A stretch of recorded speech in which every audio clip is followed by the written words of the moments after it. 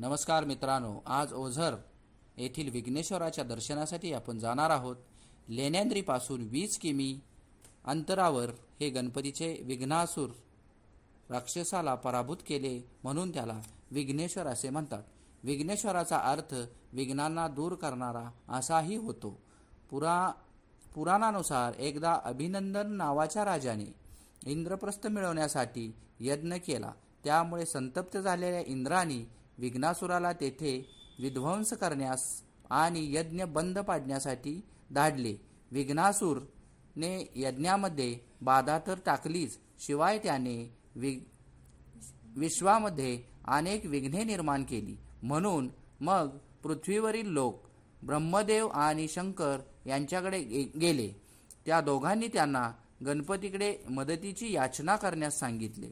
समस्त लोकांनी गणपतीची आराधना केली आणि त्यावर त्यांच्या प्रार्थनेने प्रसन्न होऊन गणपती पराशर ऋषींचा पुत्र म्हणून अवतीर्ण झाला आणि विघ्नासुराबरोबर घनघोर युद्ध करून गणपतीने त्याचा पराभव केला।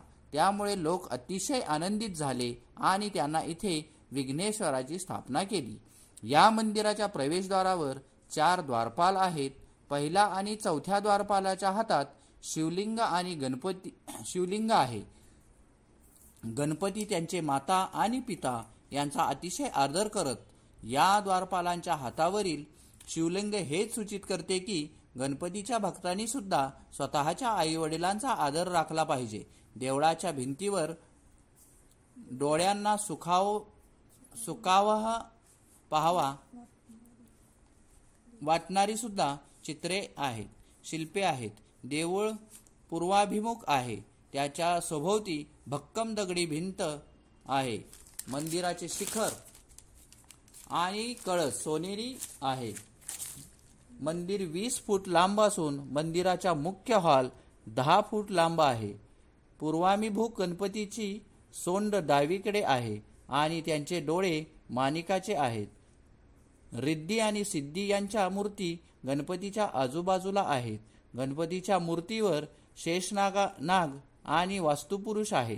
देवळात लहान लहान खोल्या आहेत। इथे बसून भक्त ध्यान करू शकतात। दर्शनाची वेळ सकाळी 5 ते रात्री 11 अशी आहे। अंगारकी चतुर्थीला 4 पासून रात्री 11 पर्यंत महाआरती, सकाळी 7:30 वाजता मध्यान्ह आरती, दुपारी 12 आणि शेजारती रात्री 10 वाजता असते। महाप्रसाद सकाळी 10,